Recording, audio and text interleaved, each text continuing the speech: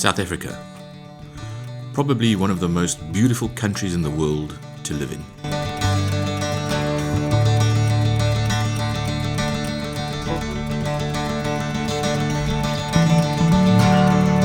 We've got spectacular mountains, stunning beaches, some of the world's best wine farms. And the list can go on and on and on. But we also have one of the most incompetent and corrupt governments in the world. So while our politicians are scoffing at the trough of our tax dollars, unfortunately, public infrastructure has started to crumble. Anything that is basically run by the state is stunningly inefficient and absolutely corrupt and just basically falling apart. And unfortunately, our water infrastructure looks like it's the next one that's going to fail. So in this video, I'm going to be sharing with you the two main reasons why we decided to invest in a backup water system and get these two bad boys installed. And I can tell you now, when you come to the second reason, you'll be wanting to pay attention, especially if you're a South African.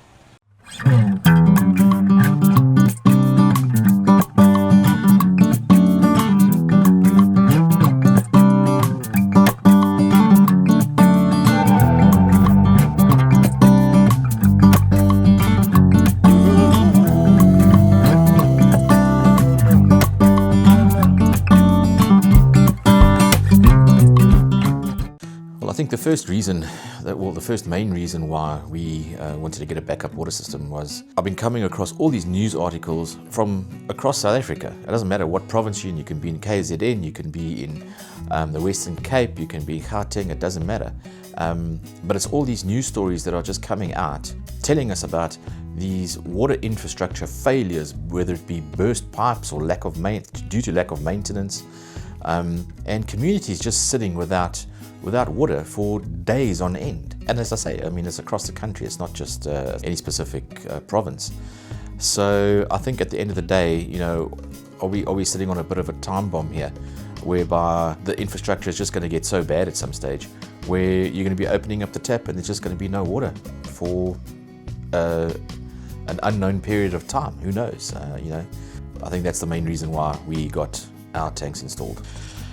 So what have we got? Our water system, or water catchment system, is actually pretty basic. We've got the two 5,000 litre tanks that are behind me here, which are catching the water off of the main part of the roof. Obviously what happens is the water goes down into the gutter. The water from the gutter then goes via a leaf catcher, and that just catches, like it says, leaves or any bigger parts of sticks or twigs or whatever the case that might be on the roof, just to prevent it from going into the water. So when it starts raining, what happens is that rain actually just cleans basically the roof, and it goes down into the gutter, and the first flush system will then just catch all that sort of dirty water, if you want to put it that way, and prevent it from actually going into the tank system. It fills up with a good couple of litres of dirty water. It's got a little ball in it, and this ball rises and it goes to the top and it shuts it off, so that the water now doesn't go into the first flush system, rather it goes now via the pipe that's going to go into the actual tank itself to fill the tanks. We've also got another two 500 litre water tanks installed around the plot, like this one behind me. This one is not actually catching any water, obviously, but so what we do, if we've got excess water from the two 5,000s, we just pump it through via a line through to this tank over here and fill it up, and we use this mainly just to water the chickens, or if we just need some water on the side of the plot. And the other 500 litre is next to the garage, which is actually catching water off of the garage roof. Okay, so there we have it, 11,000 litres of water as a backup. A lot of people will say that's not a lot, which it isn't, but at least it's something. Okay, so in the beginning of the video, I said there were two main reasons why we were going to install a rainwater catchment system on our homestead. So we've briefly chatted now about the first reason. It's coming to the second reason. And at the beginning of the video, I also mentioned that if you're South African, you need to pay attention now and listen carefully to the second reason why we have decided to put our rainwater system in place. So what I'm going to do is I'm going to read an article to you that I came across the other day. I think people are just sort of skimming over these sort of things and just not realizing the actual ramifications of what these types of articles are telling us. So I'm just going to read a few excerpts to you, and like I say, if you're in South Africa, just take a listen to this. In a nation where 1 in 3 water supply systems teeters on the brink of collapse, recycled wastewater is quietly making its way into South African taps.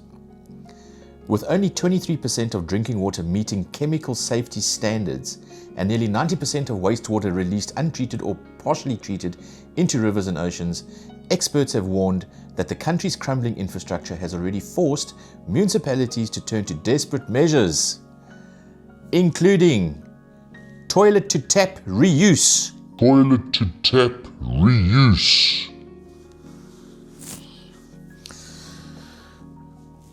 But while the technology exists to recycle water safely, accountability and transparency remain dangerously absent. What makes it unsafe isn't the concept of recycling water, said Herman Stroop, governance, risk, blah, blah, blah. It's poor infrastructure, limited treatment capacity, and the lack of transparency that leaves consumers completely in the dark. The stakes are high. Listen to this. According to the Auditor General's PFMA report for 2023-2024, just 40% of South Africa's water systems met microbiological safety standards. Of 850 wastewater treatment plants across the country, 39% were in a state of disrepair so severe that they required constant regulatory surveillance. Meanwhile, 10,300 million rand was lost through wasteful government spending last year alone, with weak procurement practices and botched projects exacerbating the crisis. Most people assume the water coming out of their taps is clean and safe, warned Anzet Niemand, an ISO consultant based in Cape Town. But many systems aren't just outdated, they're failing. And public awareness of what recycled water actually is, how it's treated, and whether it's being consumed without proper oversight is shockingly low. The article just carries on to say that this is not a new thing, recycling wastewater to be used, in your drinking water systems. I mean, countries like Singapore, Namibia have got these in place. The processes are there. They have the infrastructure available, and everything goes in a proper environment. But we are in South Africa. Listen to this now. For now, however, millions of South Africans remain unaware that their drinking water might already include recycled wastewater. Worse still, there is little assurance that current systems are equipped to handle this transition safely. My fellow South African, daar mag dalk 'n drol in die drinkwater wees. So needless to say, Elsa and I have been drinking the tank water since the 1st of January 2025 until now, and it's what is it? It's about July now, towards the end of July, and we don't have a filtration system linked up from the tanks into the house's plumbing as yet. So what we do is we just physically fill 5-litre water bottles. We bring it inside. We just go through a normal filtration system here, and then just what we do as well, just to be safe, is we boil our water and then store it, and we just drink it like that. And we've been drinking it for 7 months. That's just what we've decided to do.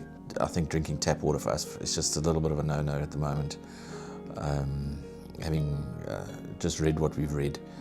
And who knows? Our village's water might be clean, might not be clean. We have had issues, where we've had silt in the water, and it's all because of pumps and because it was of load shedding, etc., etc. But at the end of the day, I think we'll just carry on happily drinking our nice, fresh rainwater.